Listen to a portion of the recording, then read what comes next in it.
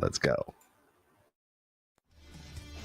Unstoppable kick-ass confidence. Are you ready? Welcome to the Raw and Unscripted show with Christopher Rausch, where we help you overcome your self-created crap without the self-help fluffy bullshit. Now please welcome our host, Christopher Rausch.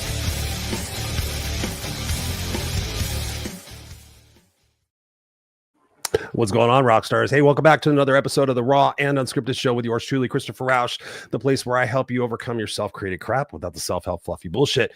And tonight we're going to have a very, very special conversation with you tonight. So we're going to be jumping into it really, really quick. But I encourage you tonight to pay full attention and potentially take notes of what it is that you can take from this conversation, because this is about life.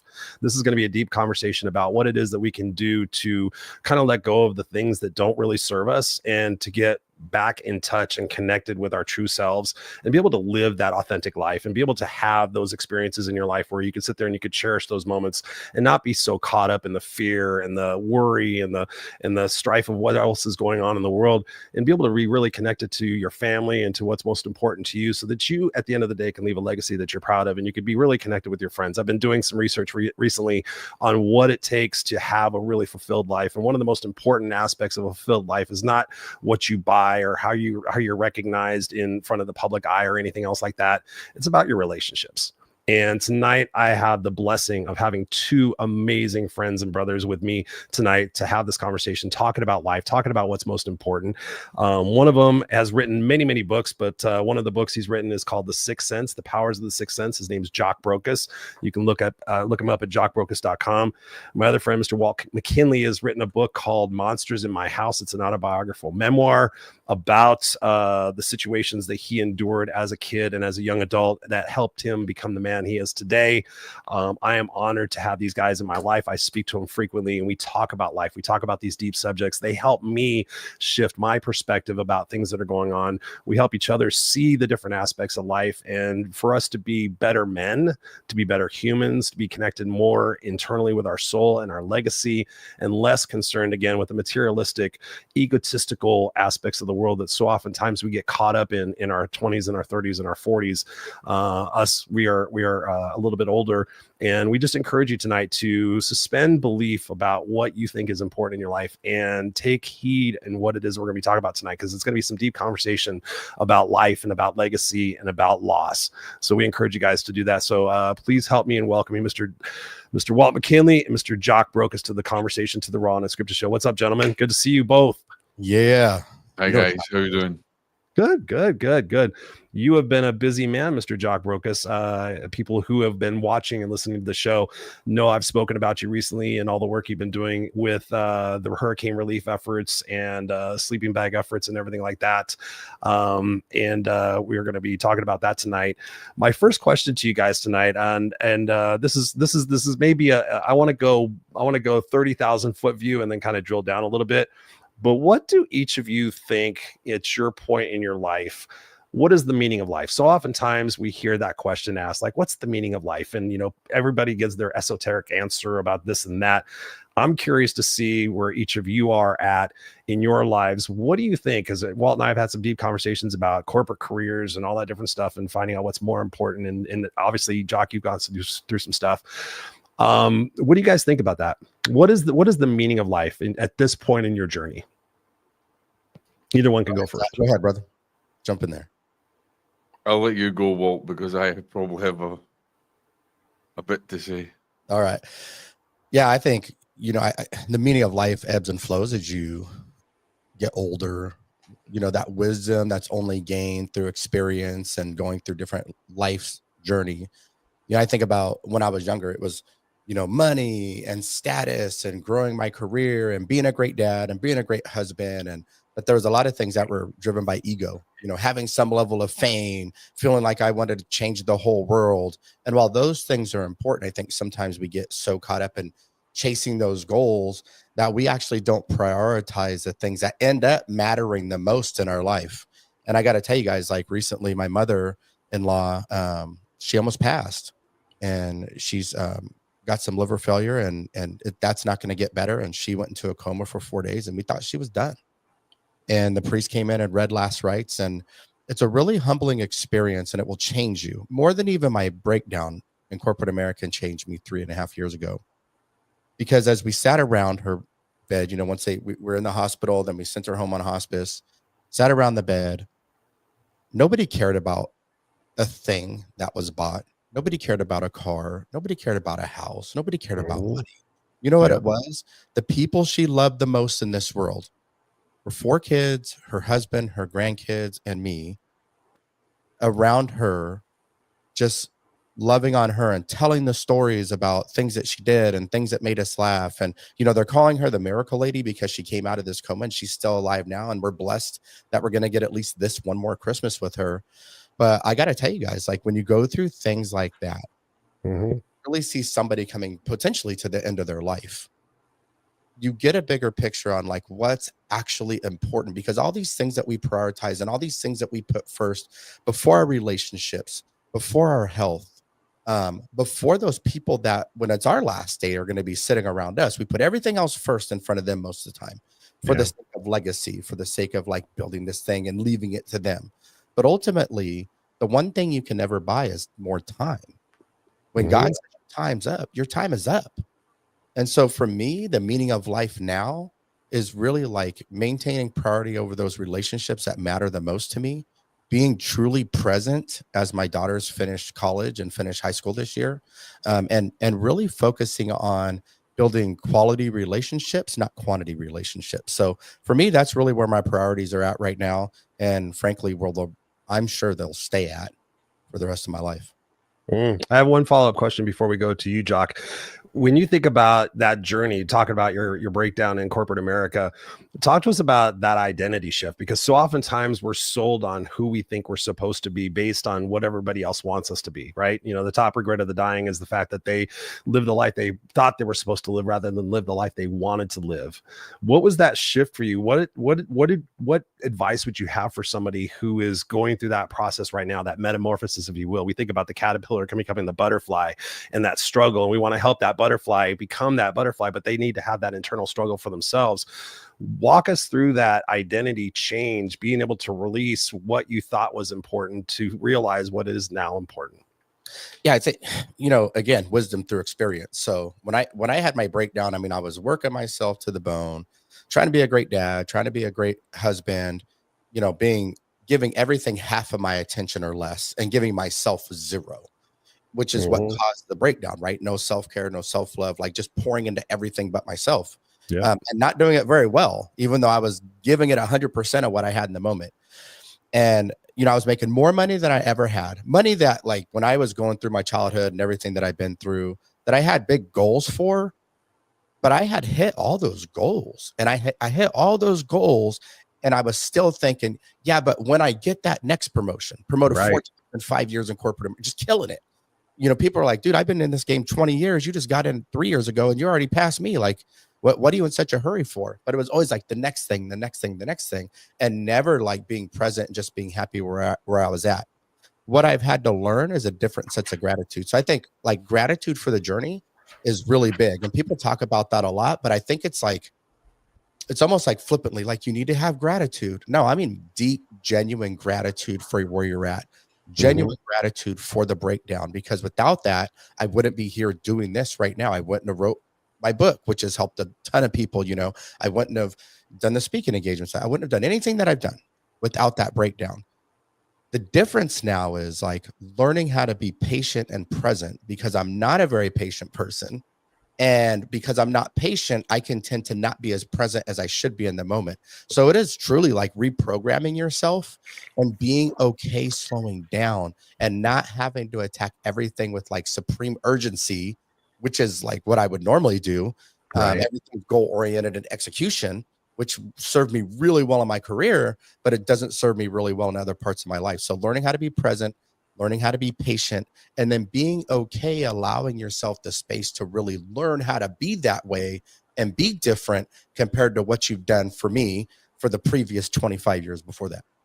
That's such a great answer. And I love that because that's the same thing that I essentially went through when I left corporate America was that identity shift. It was like, okay, I'm no longer that person. I'm no longer needed in that respect. What am I now? Who am I now? How do I get my validation? How do I get my approval? And ultimately, I think the conversation tonight is going to be about the fact that we have to get that validation, that approval through ourselves. And like you said so eloquently, the fact that the relationships that we have. And so oftentimes we give ourselves to, I did a speech on this one time about the fact that we give the best customer service to everybody at work and to our customers. And then what do? We come home and we dump on our family. We spend 2 hours telling them how shitty our day was, and we don't give the best to our family who's going to be there wiping our ass when we can't, do it for ourselves. And I think that is so massively important that when we're able to surrender, I think the big word for me in that situation was surrender. And I always thought surrender was weak, right? You never surrender. You stand tall, you go through it, you're unstoppable, right? And you went through a mental breakdown. I went through my adrenals crashing twice because I just kept going. Okay, I got this. I'm going to show everybody this is how it is to be unstoppable and everything else. But at the detriment of my own mental health, my own physical health, that I got to a point where I woke up one day and I felt like I got pushed off a 22-story building. And I went to the doctor. I said, how do we fix this? She goes, you need to rest. And I'm like, what the fuck? Kitty, give me a pill. Give me a pill. I got to keep going.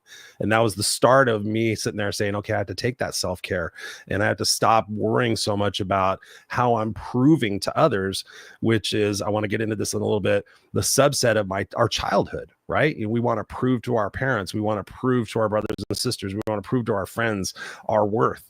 And I think that's an important delineation. So thank you for sharing that. Mr. Jock, I know you always have a lot of beautiful things to say. Same question for you, the meaning of life, given the experiences you've been through. Was it Hurricane Helene? Was that the one? Yeah. I always I've been through Hurricane names. Helene.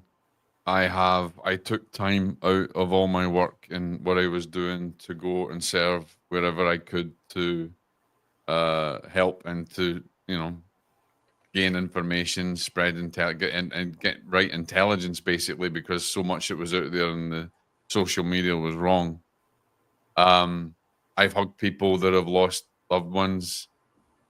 People have had just devastating loss. Now, I've had devastating loss all my life. I mean, you guys know this may be emotional for me tonight because only a few hours ago this morning I lost another person in my life, and it hits me. It hits me hard. My mother-in-law is gone that I was really close to and I adored. And I suppose what I've learned about the meaning of life is the relationship you have with yourself, the relationship you have with a higher power, God, Jesus, whatever, divine, whatever you say. And as you guys are speaking, the relationship you have with others is most important. The right relationship. That's important. You've got to have the right relationships because we fall into too many of the wrong relationships. And in the times where I've been in the disaster zones, not one person bothered about who the hell they were freaking voting for. Not one person bothered about their divisions. I saw people that came together in community. I spoke to people that watched their loved ones disappear. And in the same token, I met a guy, Kessler, who him and his fiance lost everything as their house blew away. And all that was left was his banjo. Oh, wow. That's And a country music song. He turned up to the forward operating base and played his banjo. I took photographs of that guy playing his banjo. The material world doesn't matter. What matters is the relationships that you have. We're always chasing freaking rainbows. No matter what rainbow you chase, it never exists. It doesn't there. It's an illusion. You can't get to it because it's only there as a perception. It's never enough, like Walt said. It's never enough. It's never enough. And we're forced into chasing these things because of other people's expectations and perceptions. When you've truly faced loss in all aspects of your life, whether it be loved ones, whether it be jobs, material belongings, identity, anything, it brings you down, if you like, to being raw and unscripted. Because at the end of the day, all you have is those memories and those relationships. And that's something that you need to protect. The relationship with yourself comes number one. Because if you don't have the relationship with yourself, you don't have a relationship with a higher power. Your relationship with a higher power comes secondary because you are part of that higher power. But you won't recognize it unless you have a relationship with yourself. And in the third instance, the relationship you have with people, those loved ones in your life. And recognize, ladies and gentlemen, that every day that you open your eyes, you get to live a miracle that God has given you. 24 hours. How you live that miracle is down to you. And how you squander that miracle is also down to you. Your life can be gone like that. And don't you guys think like time's so fleeting, and you don't realize it when you're in your 20s and 30s. You feel like you got all the time in the world, man. And then you realize, then you start losing people close to you. Maybe you see people younger than you, and you realize just how, or your kids are growing, and you realize just how fleeting time is.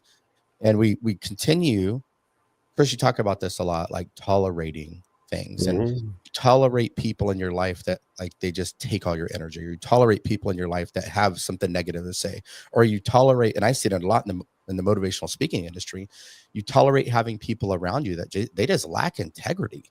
Yeah. But I gotta tell you what, like I've taken more people off of my social media because I don't care about the fame. I don't care about the numbers. It's not an ego game for me. At one point, like there was a little piece of me that wanted that too. But I wasn't going to sacrifice my integrity. And I think when you realize, Jock, to your point, like all of that stuff means nothing. It literally means nothing. It's the relationships, it's the time, it's creating the experiences and really living your life and not waiting for tomorrow to do it, because it's not promised for any of us, that you really start to live you live the most awake version of yourself in that moment, the most genuine version of yourself in the moment, because the worries you have about what other people think start to melt away, and you just start to live life on your terms and love the people around you in the way that they deserve to be loved. It's true. It's true. I think about. I think you've got to think about this, guys, as well. You've got to be able to discern moments and recognize moments. Because if you can't recognize moments in others and even in yourself, you're not going to be able to appreciate that and have gratitude for that. And a case in point, when I was up in the mountains and I met a mother and a daughter, the daughter had just, I literally emptied my wallet out when it was just her birthday 2 days just before the hurricane hit. And then it was her birthday and she lost her job because it was just crazy. But it had, and I'll share some pictures that Chris can share with you. And he said that the mudslide came through, destroyed their house, everything. They had nothing. They were living in a tent. And I took because you know I'm a photographer. I do photojournalism as well. And I took a shot of them. And there's a moment in time where the daughter and the mother catch each other's eyes, they catch each other's gaze, and then everything that they lost just disappeared because there was the connection. And the problem is that so many of us are so disconnected. And if you can't recognize moments in life and moments in others, you're never going to appreciate or have gratitude for what you have. What you have is you, what you have is your relationships. And stop chasing these rainbows, because there's so many beautiful moments that are available to us. But the problem is that we become disconnected from ourselves, and we get disconnected because of expectations and others and what's put upon us. So right. Okay. So I have a question for you guys. So based on the fact that what we're saying is that we've experienced personal tragedy, we've experienced, loss in order for us to have these perspectives. Do you believe that the people listening and watching this have to go through that personal tragedy and that experience as well to gain that enlightenment? Is that part of the journey that we need to go through and experience that loss to find that gratitude for the simple things? Or is that something that we can gain? And if we can gain it without that experience, how do we do that? Well, here's the thing. We look at suffering as something that is bad, and I did for many years. Oftentimes, suffering can be the greatest gateway to spiritual awakening, to recognizing one's inner potential. suffering is never always a bad thing. It depends on how you become aware of it and how you awaken to its power and how you can utilize it. That's why we have something called post-traumatic growth. Is even through trauma, we can grow and we can come out of it in the other end better than what we were. Here's the thing, Chris. None of us in this earth will get away from no suffering. At some point, we will all suffer, right? Whether it's something devastating through loss, like I lost my mother-in-law this morning. That's devastating. I've had 4 losses within few months in that last few months. But whether it's something like that, whether it's losing a job, whether it's losing a relationship, whether it's losing a friend connection who moves away, or even losing your material belongings, we will all go through some kind of loss in life. No one escapes it. It is a part of the journey. How you embrace that, how you integrate that is more important than ever. If you can discern and become aware of the power of going through that gauntlet, going through that suffering, and recognizing that grief, any type of trauma, any type of suffering can make you the person that you are, because you can learn from it. You can spiritually. Case in point, my brother Walt. I mean, goodness, read his book. There's a man who's a testament to the suffering that he had and came through the end and went through that trauma and came out better in the end. We will all suffer. How you become aware of it, how you embrace it, and how you grow from it, that's the gift that God has given you to choose. Like I told you, Jock, I was texting with a friend of mine who I've known now for, I don't know, 15 years, and he's going through a tough time. He's going through a divorce and a whole bunch of stuff and might get evicted. And I said, just remember that. And I hate to say this because I think it sounds cliche almost to a point, but I sit there and I choose to believe this every single day of my life, that everything that's happened in my life and everything that is happening in my life is preparing me for what's next. And that we graduate, if you will, to those next experiences because we're ready to handle those challenges, because it's going to give us that perspective to be able to be the people that we are today having this conversation. And I think that, like you said, that post-traumatic growth is about a perspective that we get to see ourselves not as a victim, which I think is going back to what, we were talking about, like Walt, you said, being present and patient, and Jock, you said relationship to self. I think that all ties together, is having that perspective of this journey, finding strength and finding opportunity in those experiences for us to stop and shift that perspective to find that opportunity for us to be different individuals and not hang on to that and go, oh, well, poor me. Here's the thing. Monsters in My House would not exist hadn't Walt gone through that. My books wouldn't exist hadn't I gone through stuff. Your story that's coming out, Christopher, would not exist through what we learn through our suffering, through our pain. Something beautiful can come out of it. There's a saying that in darkness is always a blessing. And there's one thing I always say, and I teach, is that light will always transmute the darkness, but darkness can never transmute the light. There's always a light there, and there's always a way. There's always a way through the trauma that makes us who we are. Viktor Frankl, for instance. All right, let's talk about him. I got that book right behind me. There's an example right there. We would not be who we are hadn't we experienced that trauma. Our stories wouldn't be helping shape others hadn't we experienced it. So even though we suffer, it's perhaps the greatest gift that we've been given. So what do you think holds us back most when you think about that connection to self and being present? What is it that's holding us back most? If you had to delineate that down, is it our excuses? Is it our story? What is it that's holding us? Is it fear? Fear of what? What do you guys think it is that holds us back most? And how can we get back to that connected self? Because we're born connected and spiritually aligned, but then the experiences that shape us in those first couple of years of our life tend to skew our perspective and our attitudes and our feelings and our actions about those things. What do you guys think about that? Because I'm thinking about the person listening to this going, okay, well, I'm going through something, but I'm choosing to run away from it. I'm going to my short-term gratifications. I'm ignoring it. How do we get those people back to have that conversation with themselves to kind of, like you said, while talking about those tolerations and be able to remove some of that stuff to get that clarity, where right now they're getting clouded by the gratifications that they're seeking? Yeah, I think first, like, we live in this victim society right now. It's like celebrated and it's applauded. Put a big V on your chest for victim. Let me tell you how I'm more of a victim than you. And then what we do is we get in these echo chambers.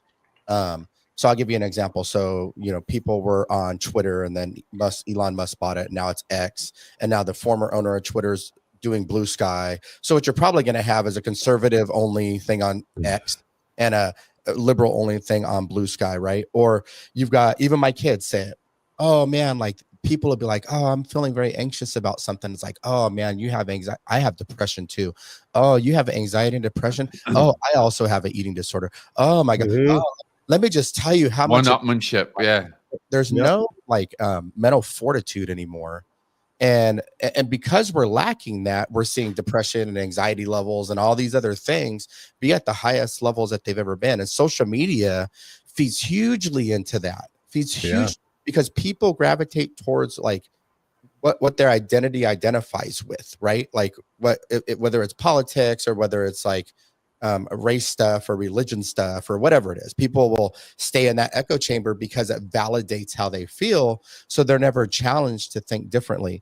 And I got to tell you, like, when I realized the struggle wasn't necessarily to make me stronger, it did make me stronger. It did make me more resilient.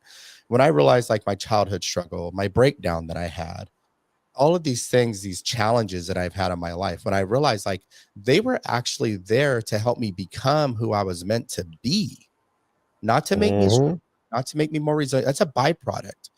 I feel like, I find my spirituality through God. So like for me, I think God gives you tests that he knows that you can handle, even if I don't feel like it in the moment, because it's to help you become who you're meant to be. And I think that when I realized that, and that perspective change on the experiences that I had in my lifetime, I came out of that season of my life, which was a dark period in my very early 20s, like super strong and empathetic. And like, I communicate well. Even, my wife's like, for a man, like you talk a lot and you communicate well. And like, and I was like, but that's because of the experiences that I had when I was shut down as a kid and I couldn't speak, or I was hit for speaking, or whatever it was. So I think when we get out of this victim mindset, bro, like, and we get back to applauding resilience and saying like, hey, yeah, it's okay not to be okay. Like that's fine. What's not okay is staying in that spot. What's not okay is continuing to wallow year after year after year about the things that happen to you in life because you can't see that maybe they happen for you. So back to your question you just asked before this, you asked, what could we tell people, and do they need to live the experience? I think we can tell people this all day. Most people, I don't know anybody that hasn't been through some hardship in life, right? You ain't 20, 30, 40, 50 years old and you haven't experienced hardship in your life. Right. What attitude have you taken towards a hardship? Are you allowing it to create who you're meant to become?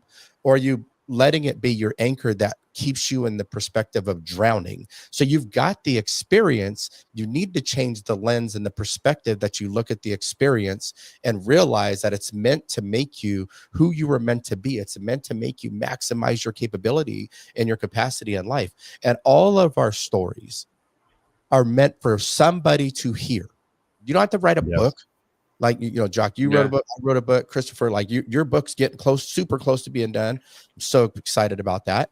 You don't have to write a book and be grandiose. It could be one person. Somebody doesn't need our 3 stories. They need somebody's story in the chat, right? They need somebody's story who's going to listen to this on replay. There's one person whose life you're going to change because you learn to embrace your story and realize who you're meant to become from it. And they need to hear that from you. That's how you really make change. I think there's someone that you're saying there that kind of, we can encapsulate this in one word, and that's meaning.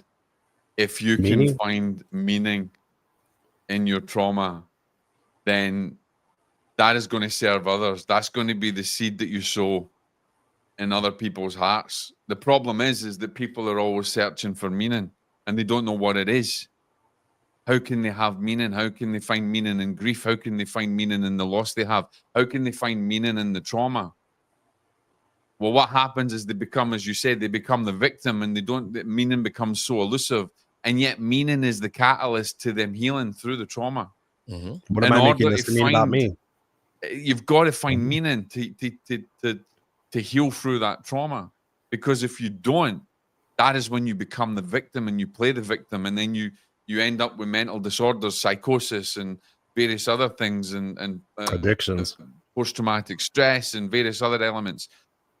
If you find meaning from the trauma, not only will you be going through that catalyst into change and into transformation, but that meaning will serve others and will spark meaning in them. Well, it's either going to be your fuel or it's going to be your anchor. Choose. Like, just choose. And if you feel like it's your anchor, you can change that at any point in time. Now, you got to choose your heart in the short term, working through those traumas and the grief or guilt or whatever it is that's holding you back and it's making you feel like you're drowning. Like, working through those can be difficult. It's worth it because you're going to feel empowered on the other side of that. I can say that because I've done the work myself.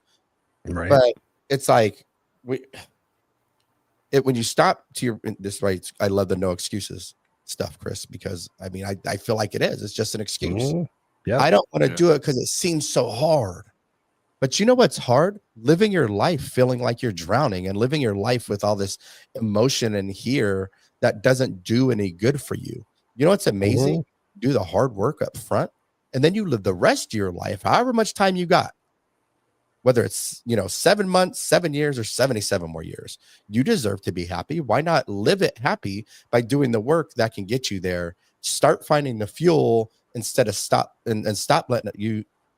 mentally using it as an anchor. Man, I'm telling you, like, stuff gets me fired up. Yeah, we talk about the hero's journey. Like, when people ask me, like, Chris, do you think that like, one of the questions I get asked when I'm on podcasts is like, what's the reason why you're still here? And I'm like, because I literally gave myself no excuses and I never stopped. I never gave up. I always tried to figure it out. But one of the key factors in what we're talking about tonight, and Walt, you kind of touched on it with the social media groups, we're finding commonality in the pain or commonality in the anger. We had talked about that before privately. And I know for me that things really started to shift when I started taking a look at the people that I was hanging around, like that group thing. Oh, I'm hanging around all the victims. I'm hanging around all the partiers. I'm hanging around all the bullshitters. Okay, once I started hanging around people who were brighter and smarter than me, who were pushing me. Hey, Chris, have you thought about going back and getting your GED? Hey, Chris, have you thought about going to college? No, fuck, what are you, crazy? But because that person saw something in me, and because I saw what they were achieving in their life, I decided, okay, what do I need to do? What's that next step? And to your point, when people sit there and say, oh my God, it's going to be so hard. Yeah, but on the other side, it's going to be worth it. And you're going to have that sense of pride. I mean, I look back on my life and I think about, and I know you guys all feel the same way. I look back on a sense of pride, like, oh, I don't want to go back and repeat any of that shit, but it helped me become the man I am today because I chose to see those experiences and I see that hero's journey. If you guys listening and watching, if you ever never seen the Joseph Campbell story, The Hero's Journey, it's on YouTube. It's like 1 hour and 23 minutes. It's a phenomenal representation of life. And that on the other side of those things, those challenges is the opportunity for us to have that clarity and gain that different perspective and be able to shed some of those excuses that we've hung on to, and that pain and that anger and that animosity. We realize that everything, like you said, is happening for us, and that we get this beautiful experience to realize in our life that when we go through those things, we grow through them.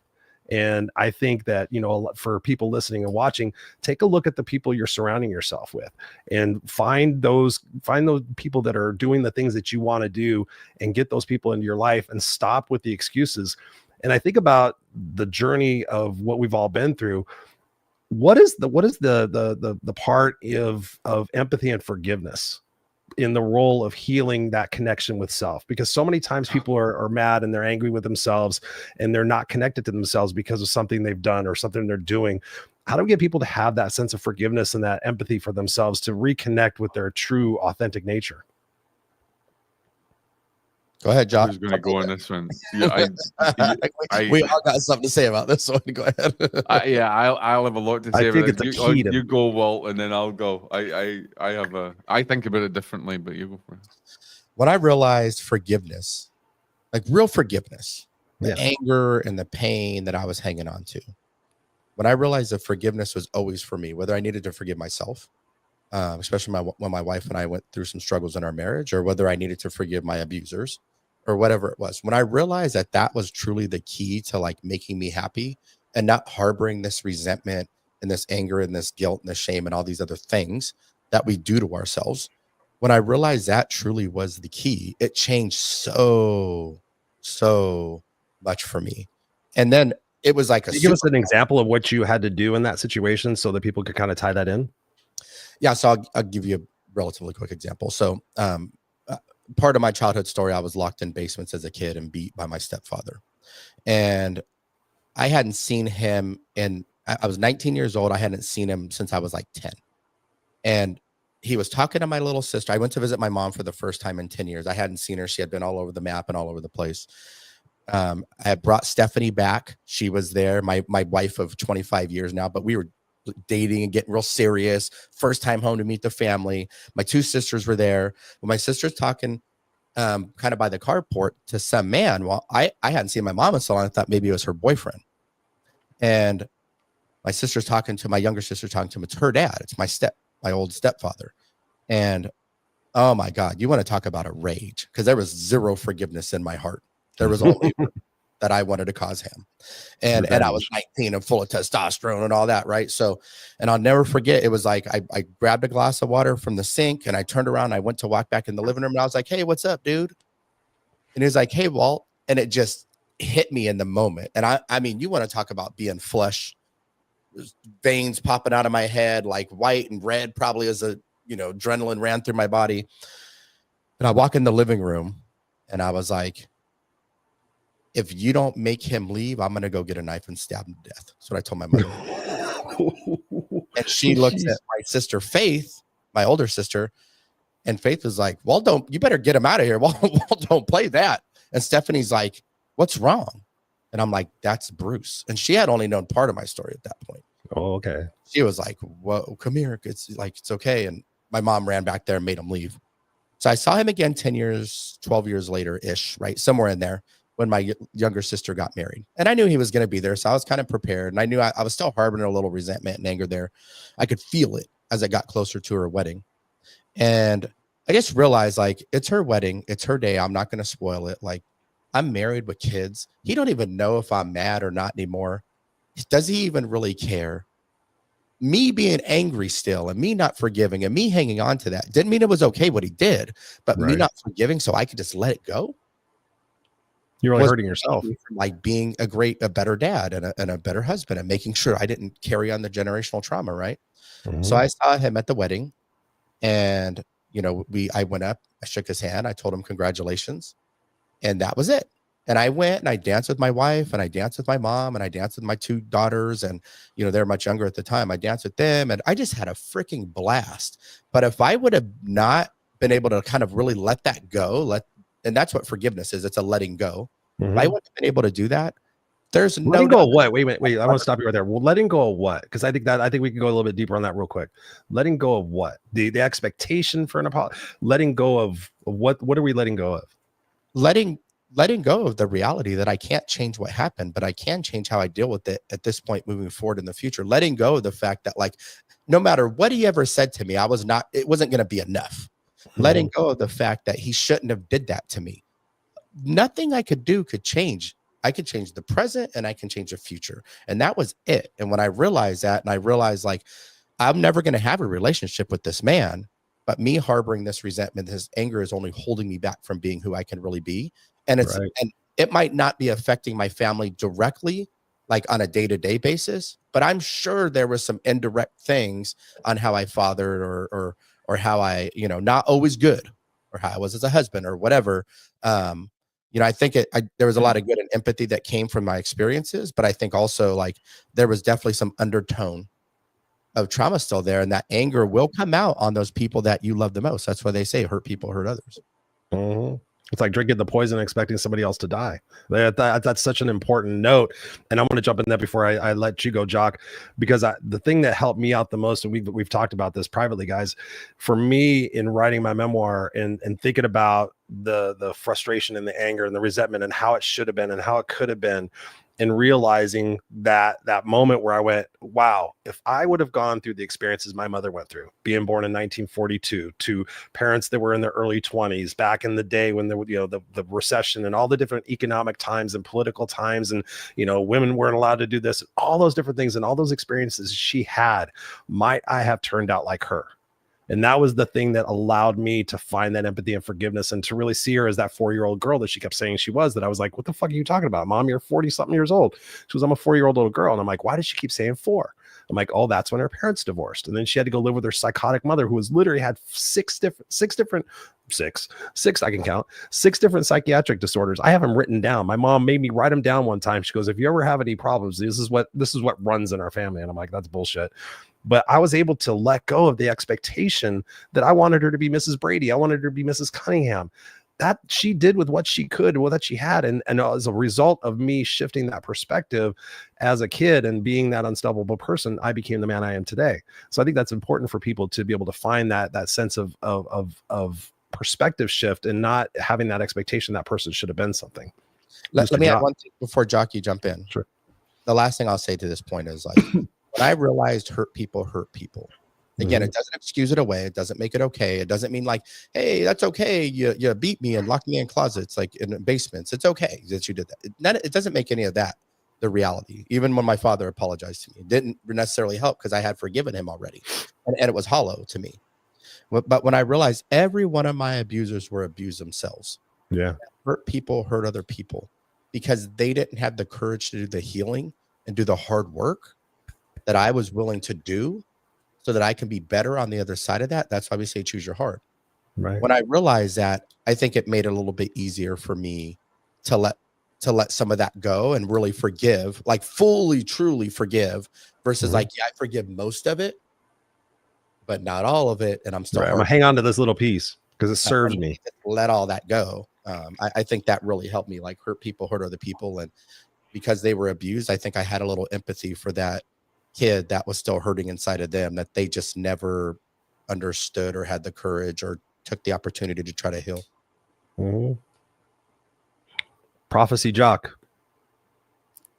I think that's beautiful. I think that's the reality is in that compassion that you find. The compassion is where you find the power to let go. And I'd rather use the term letting go, because as you know, guys, I think about forgiveness as something different, and it might freak some people out, but forgiveness to me is an illusion. It's a total illusion. And if you'll indulge me, I'll explain why. Because when we think about forgiveness, we think about something that we have to do. We think about something that we are able to control, that we have to forgive someone, or we're seeking for forgiveness. And the reality is that you don't have to forgive yourself, and you don't have to forgive anyone else, and they don't have to forgive you. Because literally the power of forgiveness lies in your divine authority. The power in your forgiveness lies in you, your divinity. And in the way I like to think about it, letting go is probably a better analogy to actually give and to look at, because forgiveness to me is a divine power that gives you that ability to let go. And what causes us the suffering is the judgment. And what we have to let go of is the judgment, because when we're hurt, or hurt people, or we're hurt, or we feel that we need to forgive something, or we feel that we need to forgive ourselves, or we're seeking forgiveness from someone, they don't have to. And it doesn't matter. What causes you your pain is the judgment that you feel and what's happened to you. Whatever you've gone through is how you judge that causes your inner turmoil and your inner suffering. And the power that you have inside of you is to let go of the judgment. When you let go of the judgment, the illusion drops away. Can you give an example of the judgment? You get the level of surrender and freedom. Huh? Give us an example of the judgment. I think that, because I mean, you're talking, we understand spiritual divinity, and we're getting more on grasp of that. But I'm thinking about the person that's listening to this, going, "Huh? What does that mean?" Like, give us an example of being able to let go of the judgment versus how that differs for from instance, forgiveness. if someone has done something bad to you, let's say, for instance, someone has hurt you in a relationship, the way that you judge it is what's causing you the suffering.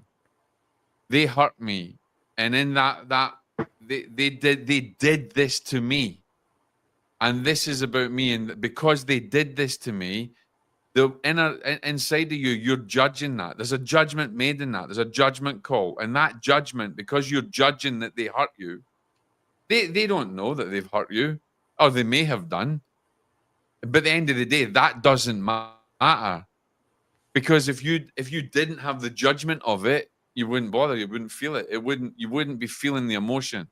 The fact that you in your mind, you're connecting to the fact that this person done something to me to cause me pain and upset. It's that judgment of what you're seeing or what you're feeling, or how that expression is coming to you. You judge it, it causes you suffering. If you can just link into that judgment and let go of that surrender, as you said, you surrender that judgment, you let go. Right. That's where the power is. Surrender, letting go. Because there's no need to forgive. It's an illusion. Let go. Is and that judging surrender right or of the wrong? Is that what judgment. you're saying? Huh? Judging right or wrong? Because I'm Well, thinking there's of like a different- judging, there's we're diff- judging look, what's right or what's wrong.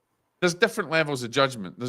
We judge something right or wrong as a power of discernment, but we're talking about judgment of the self. We're judging ourselves, or we're judging something that may be wrong that's hurt us. When we know that it's caused us suffering, that's when we have to let that go. Because if we don't let that go, it continues to cause suffering. If we cannot let go of the judgment, we will continually suffer. If I've done something to someone, if I've done something to Walt and it's hurt me inside, and I judge myself for doing that, I need to let go of that to give me the freedom and the expanse to make it right. The reason it's an illusion is because we put an expectation on that. That word, forgiveness, creates so much perceptions and illusions and expectations inside of us, where the better communion is letting go, the better power is surrender. And it's every time you feel bad about something that's happened to you, it's the way you judge it. I can judge the distance of something. It's 30 feet to something. That's a different type of judgment. We're talking about not a material judgment, but more of a spiritual, internal judgment, right? That's Sense the of difference. entitlement is When what you you're talking discern about, the right? difference, that's where it comes, because you live in the realm of judgment, which causes your suffering, and that will always exist unless you can let go. Mm-hmm. That sense of entitlement, right? That's what I wrote down. The sense of entitlement, sense of entitlement. They owe me. I think that I need that. So as long as I carry this, I have that victim badge, is what we were saying before. And so I think what you're saying is spot on, is being able to just sit there and, okay, can I surrender that? Can I let that go and put that piece of me back together? That I don't need to go. I don't need to go validate that pain. They don't owe you.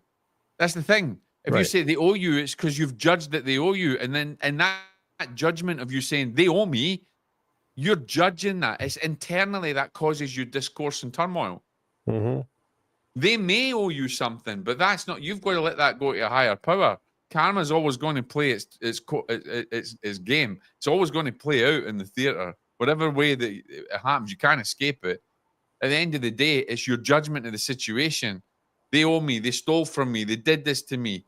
Doesn't matter whether they did or not. You judge it that way. Right. Well, I think also, like, you can't, like, if you don't figure out a way to let it go, whether you think of it from the perspective of judgment, forgiveness, because I think, to your point, Jock, people get all their panties in a bunch over the word forgiveness. Yeah. You know, and then they struggle to really let it go. So regardless how you have to mentally or emotionally frame it up, the letting it go will allow you to start to learn from the situation. Like, it didn't mean, did I need to get abused the way that I did as a child to learn? Not necessarily, but because I was able to let that go and grow from that, what I did learn is empathy. What I did learn is to speak up for those that are silenced. What I did learn is to give people the space to have a conversation with me. It's given me the gifts of people being able to come to me and tell me things they've never told anybody else.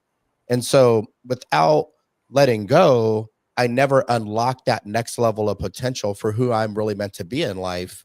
And I never really would have learned the superpowers, I like to call them, that I've gained from those experiences that were inherently negative experiences that I allowed positivity to come out of. I think people get so stuck in the negativity and hung up on words like forgiveness, or they're just angry, and they're not sick and tired of being sick and tired enough to really let that go in a way that allows them to move forward. Because at the end of the day, you moving forward doesn't affect those people who've hurt you. You moving forward affects you, your life, where it's going, those people that you're going to help out along the way that hear your story, and those people that you love the most that you want to give the best pieces of you to. That's what the letting go allows you to do. So when you reframe it mentally and emotionally as a positive, right, this negative thing that's so hard, and you start to get some little wins, and you see like this positive spin cycle you start to get into, and you believe that that's the reality. Shit, I mean, you run straight to it. Then it doesn't feel hard anymore. You guys know I had someone the other day I disagreed with politically, and I hadn't even put a political post. They told me they thought I was disgusting and this and that, and I couldn't even really be mad. I was shocked, but is that the person we both know? Yeah, it's somebody, and I won't say their name because that's no. It's like Christopher, you and I disagree we agree actually probably like on 75% of politics, right? We disagree a little bit. We don't get our panties all in a bunch and call each other stupid. We just say our points, our minds change or they don't, right? And we continue our friendship. But to see it, ruin a friendship with somebody else was shocking to me, but I don't harbor this anger. Like I let that go. Why would I be all pissed off about that and let that ruffle my feathers and then affect the mood of my home now based upon an election? And that's because you don't allow the judgment to take over your life. That's the thing. You're judging it differently. You're not allowing the judgment to be that painful catalyst. You're like, okay, well, it is what it is. The thing is people can think of you what they want. They can do what they want, and they can have their opinions. It's how you judge it. If you like, oh well, so what? You go through it. You discerned it. You were like, okay, I'm not going to judge it that way. That's fine. Just leave it, and that they're out of there. Yeah. If you'd have judged it, if you'd have felt judged and hurt, then that would have been different. I mean, take it personal. I took it a little. It's not like you can't because it's personal. But you let it go, friend. But it's like I understand the power that my perspective from that point moving forward is going to have over my mood, over like a conversation I might have with somebody else I disagree with 10 minutes later, or my one of my kids come in and they got bad news on something and now I'm extra pissed, right? I understand the power that the perspective has over me. And so I think when I realize that like I'm in control of that piece of it, it's easier to just say, well, you know what, Roger that. Sorry you feel that way. And I think that allows you to give a gift to everybody else because it allows you to share that gift and to say, you know what, you can give them the gift of permission. It's permission to be who they are, permission to express, permission to grieve. It's okay to be not okay. Right. As long as you don't harbor that and keep that in. It's like today, I phoned a buddy of mine that I told him what happened to my mother-in-law this morning, and I broke down. I mean, as men, we would hold that back. We would try and fight away tears. We'd fight everything. I was in Starbucks. I saw a picture, and I broke down, and I had to leave Starbucks. I broke down like a freaking baby. Mm-hmm. But you know what? The way I look back at it, I had permission. I gave myself permission to express that because I don't want to internally keep that in. No. Because it would just explode and cause, and that's the catalyst to disease. We've got to have self-destruction permission to express ourselves. And if someone expresses themselves, it's up to you. God gives you this beautiful gift called choice. You can choose to let it hurt you or choose to let it flow through you like water. It's true. It's true. I want to shift gears for a second, because I think that's important. But the other thing I want to have in this conversation is, and I was thinking about like how, I titled the show, Stop Lying to Yourself, What Really Matters in Life. And I find that people lie to themselves about what it is that they're afraid of. And I think that fear, I think self-love, we talked about self-love to a certain extent, about being present, connection with self. I think that's massively important. But I also believe, and I want to get your guys' thoughts on this, is fear. Fear so often holds people in a complacent state. They hold themselves in a mediocre state because they're afraid of that judgment, like you talked about. What is it that we can help people process the irrationality of what fear really is, right? We hear the term false expectations appearing real, face everything and rise, all the different little acronyms. I find that in my life, what I thought I was afraid of was the thing that I needed to go towards and not hold myself back from. And so if I was afraid of the judgment, then I put myself out there. If I was afraid of the rejection, I put myself out there. And I found out that those things that I thought in my mind were bigger than they really were not. And the sooner that I addressed them, the more empowered that I felt, and the more sense of inner peace that I found, because I wasn't so anxious about what it is that I was avoiding. And I wasn't trying to find that avoidance in alcohol. I wasn't trying to find that avoidance in women. I wasn't trying to find that avoidance in work and ego. What is it that we can help people process things they might be fear of? And I know that a lot of people are fearful right now of uncertainty. What's the world going to be like? What's the environment going to be like? What are your guys' thoughts on that? Being able to process fear and overcome that fear. I used to jump. I'll jump in because I used to think I could just help people and help them to understand fear and use all the acronyms that you have and try to explain it about it being emotion. But I would rather share my fears that I don't normally share, because I have two main fears. One is time. I fear time. It's a massive fear for me. And the other is in part judgment. In what terms? In what terms? Go a little deeper on that. What is it about time? But I'll cover that part. I wear a watch, but I never look at it as time. I wear a watch because it was a gift. Time for me, I get freaked out if someone says it's 2 weeks to go until this. It's 8 weeks to go until. I always fear I'm running out of time. I always fear that I'm wasting time. Time for my life. Time to do what? What's the deeper thing? Time for me, it's more about, I fear that I'm running out of time to be able to sow the seeds that I need to sow.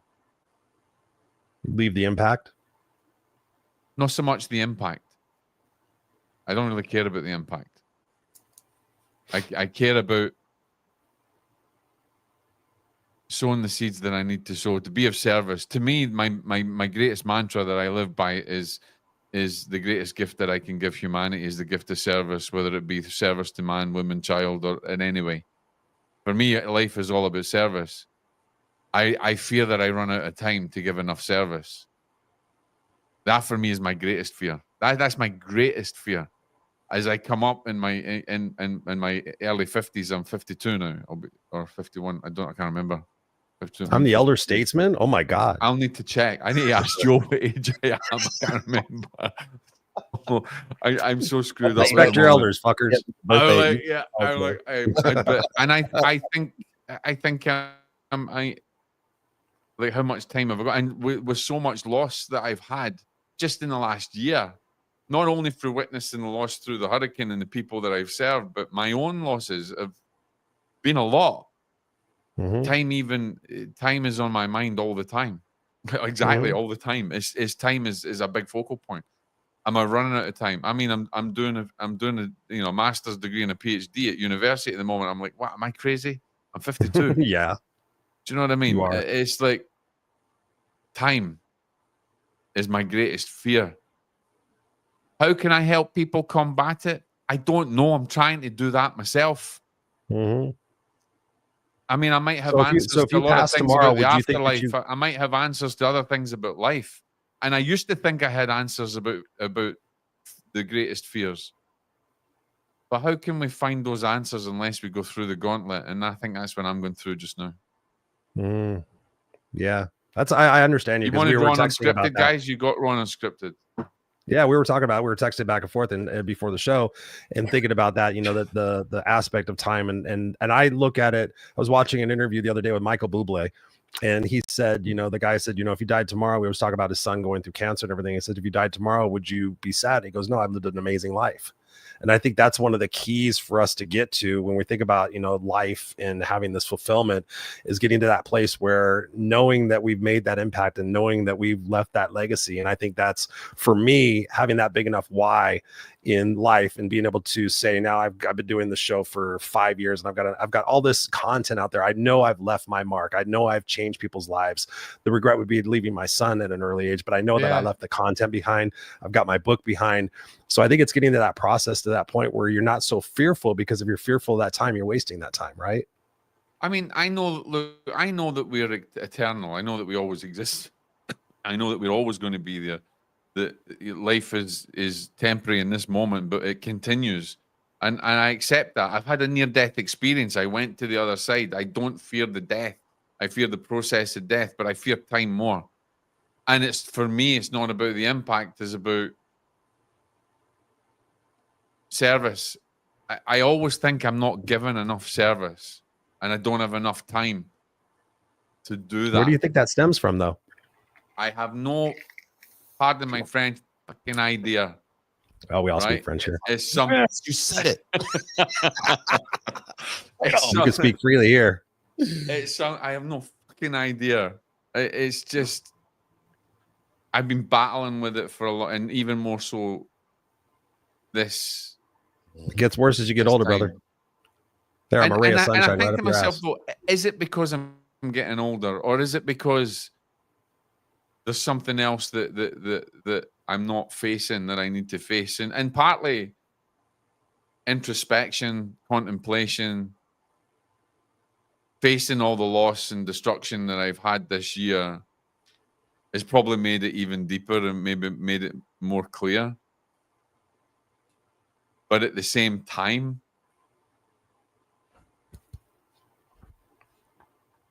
I just saw this. So thank you, Hooked on Humanity. We love you as well. If I think at the same time, I don't know, because I'm still on that journey. We can't have all the answers. Walt doesn't have the answers. Christopher doesn't. I don't have the answers. We're all through a journey, and we're no different from anybody else. We all help each other. Yeah. And where I might need help, it takes a great deal of power internally to turn around and actually come on and say, do you know what? I don't know. I'm fucked when it comes to time, and I'm suffering from it. And I think that's where we all need to be. We all need to be able to say, you know what? I'm weak here and I need help. Oh yeah, I feel you. Mr. McKinley, what are your thoughts? I see you writing stuff feverishly down. He's got some wisdom right now.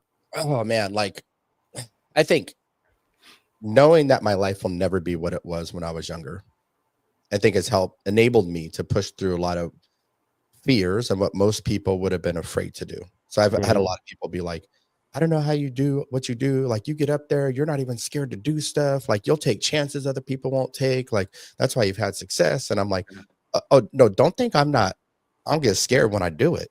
Right. Don't think there ain't some like fear a little bit when I do it.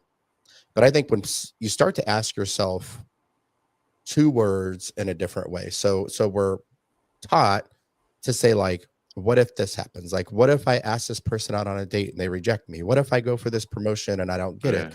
What if I take the trip and it gets canceled? What if? And it's like all these negative things behind the what ifs. And what that does is that paralyzes you into being fearful of the negative outcomes that you could have. And they could happen, and they sometimes do. And then you learn lessons from those outcomes and you get better and stronger the next time. And you just live a life where you feel like you're drowning, where like you see the water above you and you just cannot take a full breath. And you know it's there. You know other people are doing it. You could reach your hand out and feel the air, but you can't ever like take this breath, and it's suffocating to live a life that way. But when you start to ask yourself, what if? Like, what if I ask this person on a date and they become my spouse of the last 25 years and we've been together 27 years? What if I try for that officer program and I get it and it changes the trajectory of my life for me and my family? What if I go leave, you know, all the government stuff that I did for 20 plus years and I go into corporate America and everything works out how I think it could be? What if I leave corporate America and write a book and it becomes a bestseller? What if now there's all the negative what ifs that could go with every single thing that I just gave you. And what I realized is like when you can ask what if and your focus is on the positives, it ain't like I don't think about the negatives too, guys. Like, let's be real. Those cross my mind, but I also think about the positives. But the perspective of me making sure that I take a second to enjoy the wins in my life. And then the hindsight you have is saying like, man, remember when I was scared to do that and I did it? Now look, I have these, it turned out way better than I ever thought. Like if you can bring in the perspective of hindsight and the times that you've either learned valuable lessons from what people might have considered a failure and you've grown from it, or the times that you've actually won and it's turned out better than what you thought. And you can say what if and the positive things, and you match that with like what you've shown yourself in life already, you're going to take chances other people won't. And it's like your life takes off. It's like rocket fuel for your life. And it's like you're in the fast lane of life while everybody else is in this slow lane. So to me, it's like asking what if, and especially when it comes to like trauma and stuff, people are like, oh man, you know, you see it like even guys lifting weights. He's like, you know, I'm battling my demons. And it's like this shit that drives me freaking crazy. Like, or, you know, you don't understand the demons. And I'm like, no, I do understand them, which is why I wrote a book about it.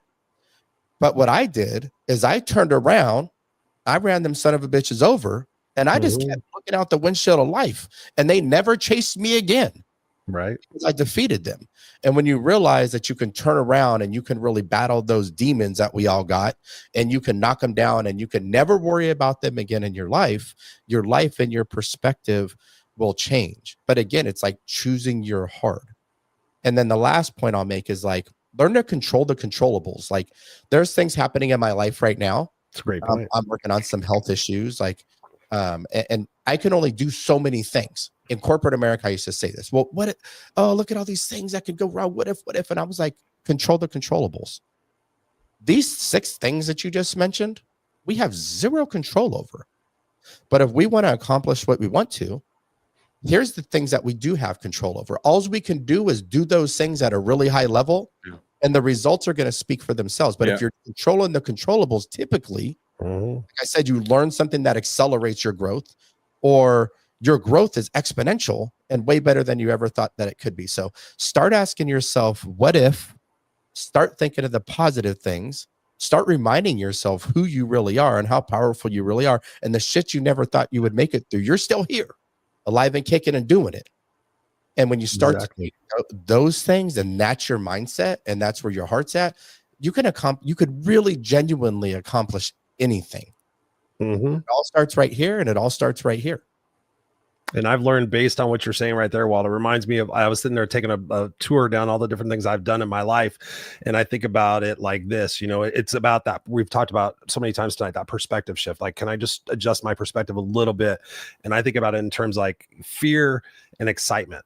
What's the difference? It's really an adrenaline rush. It's all about the perspective. I'm afraid of this, or I'm excited about this. And I give the example being at Six Flags Magic Mountain. People in front of me, I'm excited. Oh my God, that we're going on Colossus. It's gonna be fucking rad. Da, da, da. People behind me, oh my God, it's so tall. And what if the maintenance guy didn't? What if? I saw the same experience, but 2 different perspectives. These people were excited. These people were fearful.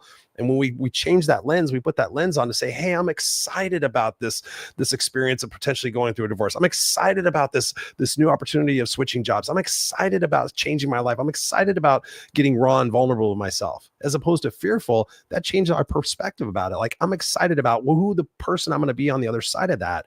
And when I look back on my life, I may have not have cognitively known that, but on the other side of it, I was like, okay, let me push myself. Let me see what I'm made of. Let me see if I can get through this. Let me see if I can prove people wrong. I think that was the biggest thing, was like, let me go back to school and get my GED in 3 months and make up high school. Let me go to college and get a not only just get a bachelor's degree, get a master's degree.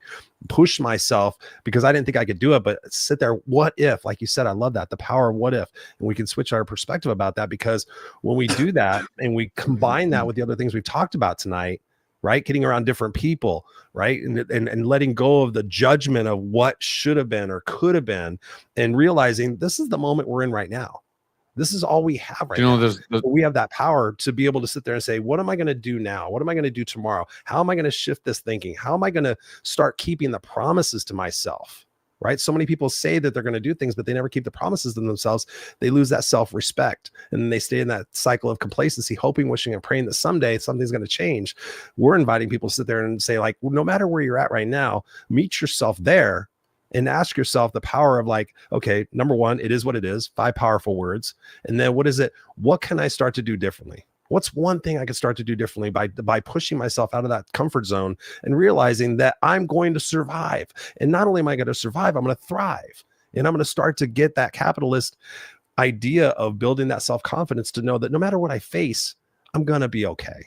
Right? Because we just want to know. The little boys and little girls in us want somebody to walk up to us and say, hey, Walt, it's going to be okay. Hey, Jock, it's going to be okay. Hey, Chris, it's going to be okay. Right? It's not going to be okay. You're going to be in a spot where you're going to be able to help inspire other people to go through those experiences too. Like Nellie's talking about tonight and Robert's talking about tonight. My final question to you guys, because I've already kept you a little bit longer, is we've been talking about questions, right? Let me interject. There's something that I think there's something there's something that there's missing, and then what you're saying is phenomenal. There's something that's missing that people, I wanted them to hold on to. Of course, you can't get to all these places that Chris is talking about unless you actually utilize the power of your will. You have to be willing. If you don't exercise the will that you have, there's a great psychologist, psychiatrist, Assagioli, who talks about the power of will and what is will in the human experience, which is part of transpersonal, is part of psychology.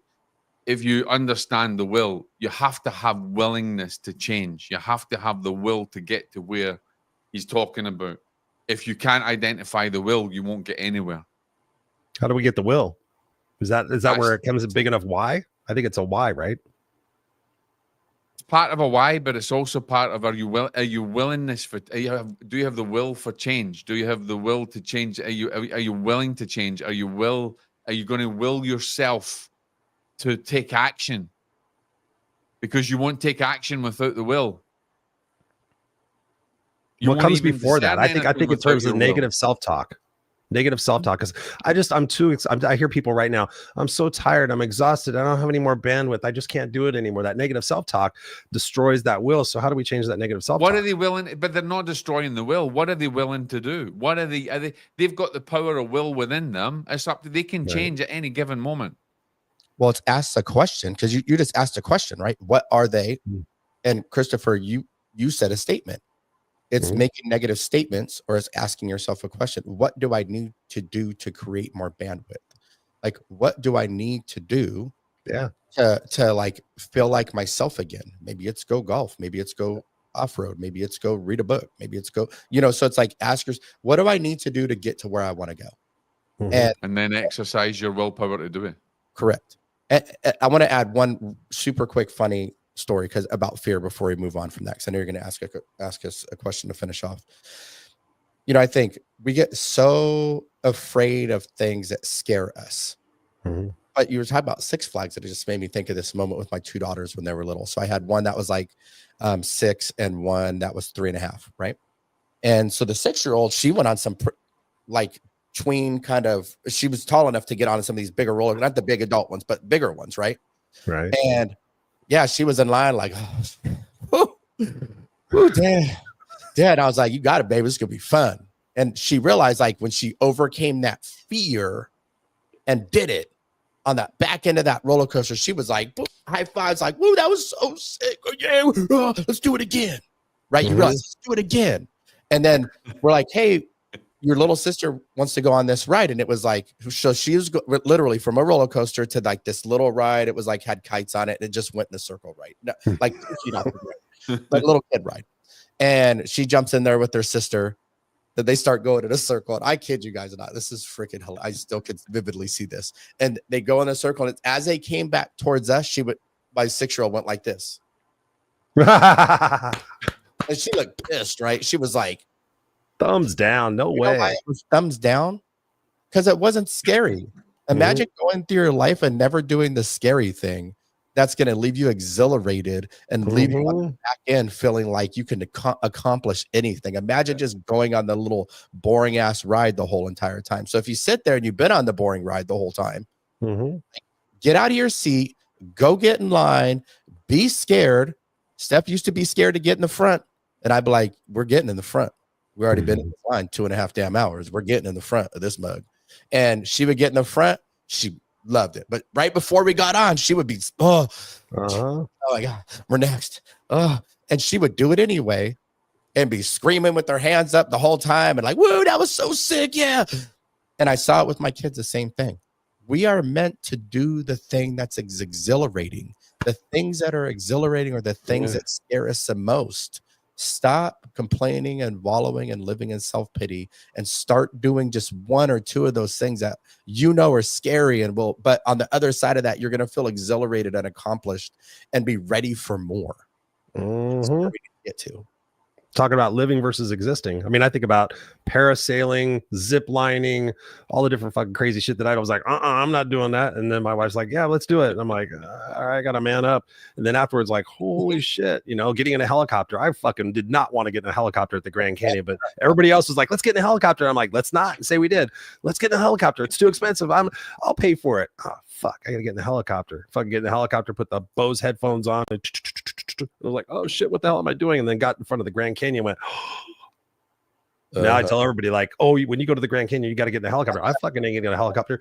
Get in the helicopter. Get in the helicopter of life, ladies and gentlemen. That's the important thing, is because when you feel alive, I mean, there's a sense of that again, that goes back to that confidence, that self-esteem, that ability, that belief to see, okay, yeah, it may be tough. It may be something that completely is uncomfortable, but on the other side of it, how am I going to feel? Right. And then we hold on to those things and sit there, and so many people play it complacent and mediocre. My next question to you guys is, what is a question that we can leave everybody with that can cause them? We've talked about a few questions tonight. So if you guys came into the conversation halfway through, go back and listen to the beginning of it, because obviously I'm a massive fan of questions. I think in terms of my success, it has been a large part, aside from the people I've associated with, it's been the questions that I've asked myself. What am I making this to mean about me? We talked about that one earlier. What is one question that you think that we can leave listeners with that can stimulate them to start looking at their life a little bit different? We've been talking about perspective shifts, right? Talking about building that confidence, talking about letting go and going forward and keeping their promises to themselves. What is one or two questions maybe that you think that we can leave people with that can inspire them to start taking that journey for themselves? I think for me, first thing that comes to mind is just asking yourself, what do I want my life to be? What do I want my life to be? Not what do I want other people to think of my life? Not what do I want to consider other people that are going to talk about me, whether I'm doing good or whether I'm doing bad or whether I'm doing mediocre. But what do I want my life to be? When my time's up, if somebody played a video of my life, what do I want them to see? And what do I want to be known for? And what do I want to stand for? I know for me, I want to stand for somebody who loved other people, stand for somebody who served other people. And I used to get caught up in this a little longer now, but I used to be caught up in this word legacy. And it's like my word in life. I want to, legacy so big to me. And one day, and I was like trying to work through corporate America and like getting close to my breakdown. I was like, I just want to leave a good legacy for my kids. And he goes, but you already did. Mm-hmm. He goes, think about where you came from, because he had a rough life, and where you're at now. He goes, you already did. What other part of your legacy are you going to leave them that you haven't already given to them? And it really changed my perspective. Like, I did. Shit. I didn't really think of that. And so I just realized, like, now as I get older, as I saw my mother-in-law, we read her last rites. We thought she was going to pass away. Now she's a miracle lady and she's still here, and we're going to get through Christmas with her and all that stuff. At the end of my life, when those people that I love the most are around me and they're hugging me and they're loving on me, what stories are they going to tell about what I did for them? Yes. How I made them feel. Mm-hmm. What do I want my life to be at the end for those people that are going to be here when I'm gone? That you start asking that kind of a deep question. Mm-hmm. And maybe you do the things that you're a little bit more scared of, and you take chances that maybe you haven't taken, and you go on the vacation you haven't allowed yourself to go on, and you change the job, you leave the relationship, or you work on the relationship. Maybe you start to do the things that you know you've needed to do for a long time, but you just kept running away from. What do I want my life to be when my time is up? What do I want those that I love the most to take away from the way that I lived? That to me matters. I love that. I love that. I could go deep on that for another hour. Mr. Jock. Questions. I'd have two simple questions, because Walt was greedy and had like 12. So what am I doing? One question. I would be asking, who am I? And what power do I have inside of me that will help me overcome and serve? Those are the two simple things that I'd look at. Because at the end of the day, no matter what we go through in life, you're a spirit having a human experience. You have a divine inner power inside of you. And you need to learn to enhance that power, but you will never enhance that power until you learn exactly who you are. And once you know who you are, then you can ignite that power inside of you to get over any adversity and anything that you can do. And then I would use that power to shine a light on others, because there's so many people in darkness that need your light so that they can walk a path of righteousness and they can find their way back to the light. And I'm not getting over new age or anything else. This is just from my spiritual wisdom, if you like, from my work as a medium and things. But I believe in everybody's internal power. I believe in everybody's divine power. I believe in the divine authority that we have. I don't believe, actually, I know. And I would get everyone to ask that question. What do I know of who I am? And what do I know that I have inside of me that will serve in a greater capacity and will allow me to overcome? Because that's what makes you the soul that you are. And that's how you develop. Christopher, what's your question or two? Or the one that's coming to my mind that I was just helping somebody with earlier that was like, damn, that's powerful, is kind of along the lines I've been talking about recently. My friend Bob Donnell, who was on the verge, and he's slowly coming back. I got to do an update post, but he said a quote that I acknowledged to him. He said, when it becomes acceptable, it becomes inevitable. So my question is a part and parcel of that. I've had people ask themselves, ask yourself, when did it become acceptable to not be loved? When did it become acceptable to not be healthy? When did it become acceptable to be mediocre? When did it become acceptable to not put myself first? When did it become acceptable to shoot myself in the foot every time I take a step forward? And then when you answer that question, it's not acceptable. Then the next thing you ask yourself is, what is one thing I can do by which doing so will move me forward? I was trying to remember the name of the book, The One Thing. And it was like, the question that in that book was, what is the one thing I can do by which doing so will move me forward? So when you start drilling down and you start taking those questions and you start asking yourself the next question and you start taking the next action, it's not going to be overnight, but progressively you're going to start building that confidence muscle and that ability to say, wow, it wasn't that bad. Because so oftentimes we make it up into our brain, it's going to be so horrible and it's going to be so hard and it's going to be impossible. It's going to be all these things. You start changing the words that you're saying to yourself and say, okay, it's no longer acceptable for me to not be healthy. Okay, what's the one thing I can do? I can go take a walk. Okay, what's the one thing I could do? I could stop buying bad food. I could start buying good food. What's the next thing I could do? What's the next thing I could do? And as you do it, you start feeling better, and you start feeling better. You start doing better. You start doing better. You start thinking better. You start thinking better. You start looking, again, going back to what you said earlier, Walt, the tolerations. What am I tolerating in my life? That has been bar none. That's been one of the most powerful exercises I've given people is, what are you tolerating from yourself? What are you tolerating from other people? And what are you tolerating from inanimate objects? and you start looking at like, man, I'm tolerating a lot of shit. What would it be like if you didn't tolerate a third of that? Because some things are just a part of life. You're not going to get rid of all your tolerations. I think that's ridiculous. But if you got rid of a third of those tolerations, how different would your life be? How much more time would you have? How much more energy would you have? How much more confidence would you have? And you start asking yourself those different questions, and you start taking those progressive actions like we've been talking about here. You start finding that window of happiness. You start finding that window of self-love. And then you start finding that opportunity to say, wow, I'm not just here to exist. I'm here to make an impact in the world. I'm here to be, leave that legacy. Like you said, Walt, I'm here to be remembered for being this person. And I think one of the last things we could talk about here is the fact that it's a beautiful experience to have this. And I think when we live in gratitude for the challenges and gratitude for the tough times, but most of all, grateful for these moments like this. We get to have this connection. We never met each other in person yet, but that's going to happen. But gratitude for the things in life, as opposed to looking at the things we don't have in our life, and we tend to attract what it is that we focus on most. And so I am so grateful for this conversation, for you guys taking this time, especially you, Jock, and given what you've been experiencing and being vulnerable here tonight, because that vulnerability is obviously not weakness. That's a strength.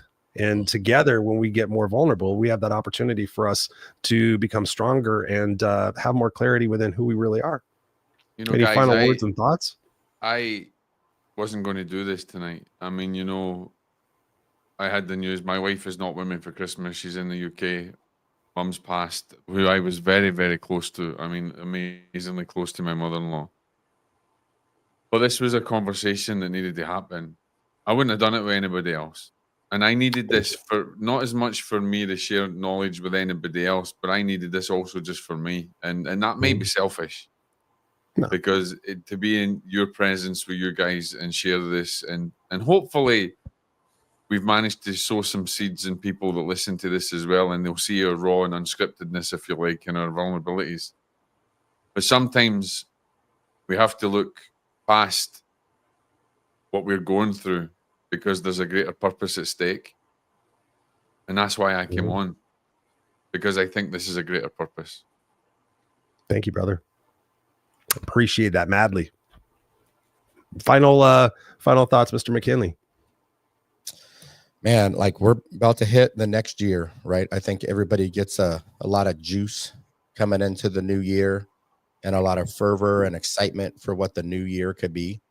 And so I think you got to really ask yourself, how has the fear and anxiety and depression and not pushing myself, how has that served me over the last year, if that's you? Or if you've been doing all of those things and pushing through it, like, how has that served you? Probably pretty well. And decide either you're going to double down on what's been working, or you're going to truly make some changes coming into 2025. And you don't have to wait till January 1st to do that. Start tonight and just say, hey, I'm going to do, like Christopher said, I'm going to do the one thing that's a challenge for me right now. And I'm just going to start there. And when I do that, I'm going to do 2 and 3 and 4. And I'm just going to keep pushing myself, because I know on the other side of what I feel like might be that dark journey is going to literally be my best life. And if you're just joining us now, or you're listening to this on replay, like, make sure you go back and you really listen to all of this, because what really matters in life really does change, ebb and flow. And there's about 150 years ish of wisdom on this panel tonight. And, we're just, how old are you calling me? I mean, well, we got to get to 150. You got to make up a couple extra years, because I'm not 50 yet, like you guys. Oh, you young motherfucker. Got him. Was it? It's Christopher's oldest, and then is it you? It's me. Yep. Then it's you. Definitely you. It's definitely not me. Yeah. You're the baby of the group. Baby Walt. Just a youngster at 48. So anyway, hey, this has been a blast, guys. Like, Christopher, thanks for having us on. Yeah, I love that you got a hold of us to come do the show, as always, brother. And and thank you for everybody listening. Anybody who's listening to this. Now we're in 28 countries, so there's people listening. And then amazing, Jock, that you said, and it's not selfish, right? It's self-love, and it's also self-love to say, hey, like, I'm gonna be with my brothers on there tonight, and somebody might need to hear this too. And so It's like sure. 2 birds at 1 stone, right? A little bit of self-love and a lot of selflessness to get on here and be vulnerable about something that you just went through today. That's very difficult. So, and I almost just went through that difficulty, so I can empathize considerably with you. So, love you both. And thank you guys for jumping on and being in the chat and being participative, because it just makes it a lot more fun for us too. So always a pleasure, brother. Always a pleasure. I love you both very, very much. I apologize to everybody in the chat. We haven't put some comments up there, but I was just so ingrained in the conversation. I almost just spit my water out of my mouth reading that last one. Hooked on Humanity. Put that last one. It's always the oldest person wherever I go. Oh, could fuck with me. Yeah, there you go. Her name's Nellie. She's an amazing person. She's I love that. That's funny. She goes out there and she makes a difference. She knits a lot of stuff for homeless people. She makes a huge impact in her community and the world. So thank you. I'm gonna put you guys backstage. I'm just gonna finish out the show, and then I still want to talk to you guys, so don't go anywhere. I love you guys. And there you have it, ladies and gentlemen, boys and girls, another amazing episode of the Raw Unscripted show. And here's the thing that I want you guys to really take to heart. And before I do that, you can get a hold of Jock at jockbrocas.com, JOCKBROCAS. If you're listening on the podcast, jockbrocas.com.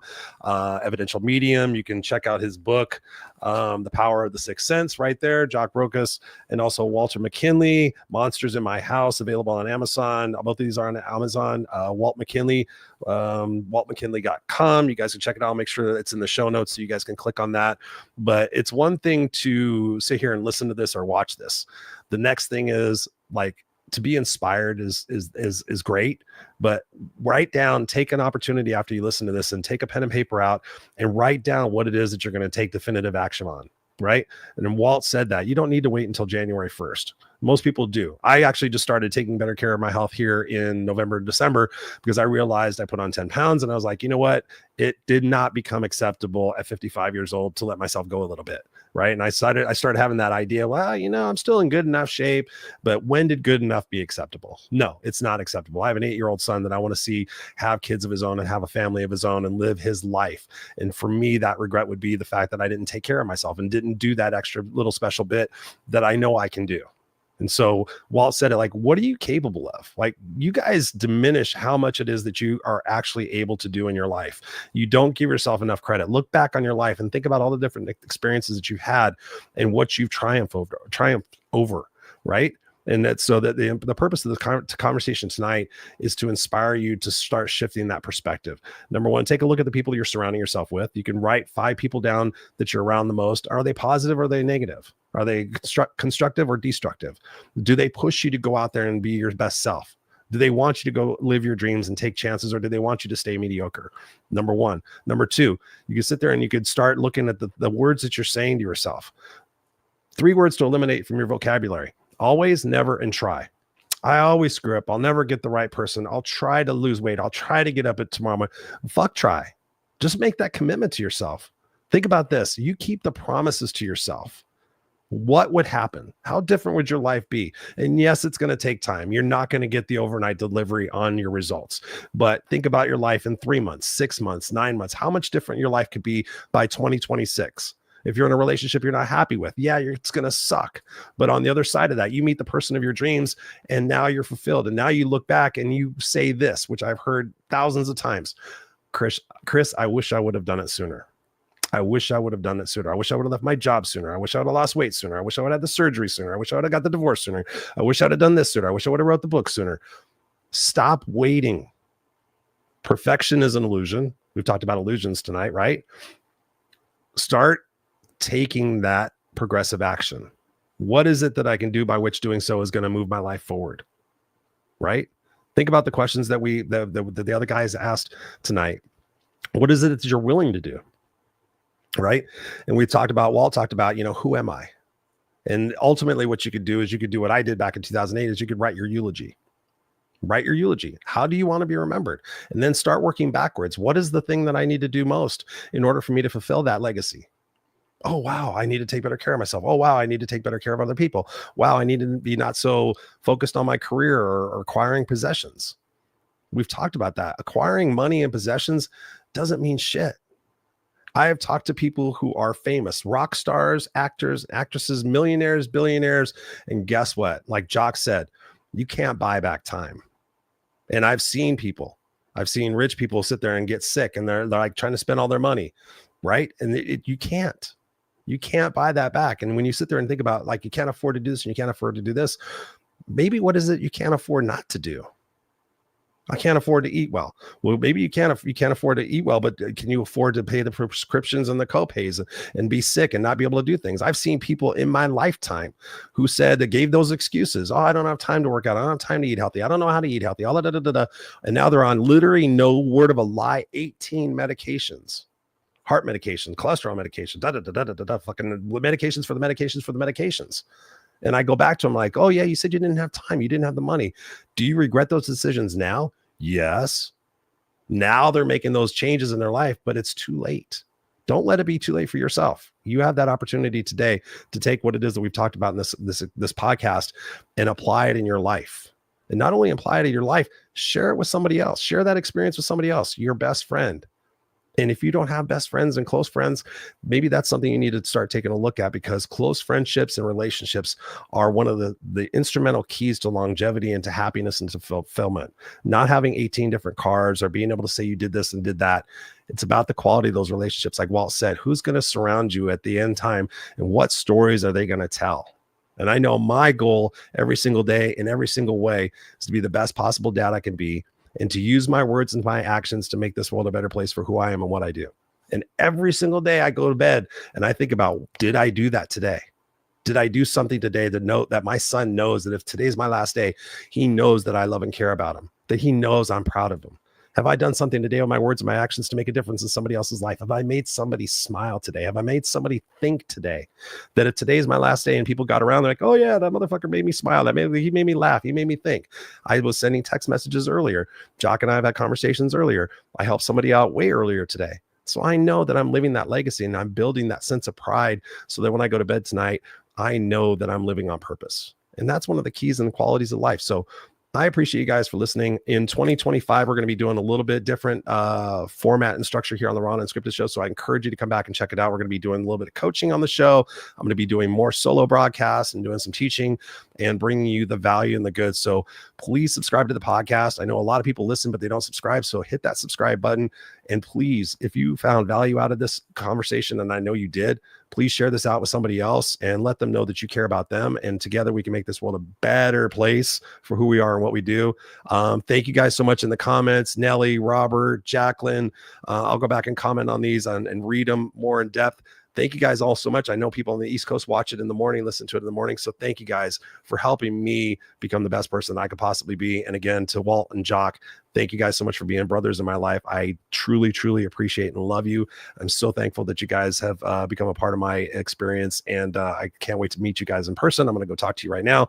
So we'll see you guys here next Tuesday night on the Raw Unscripted show. And go out there and be the best you possibly can be. And I love you guys. All right. Cheers.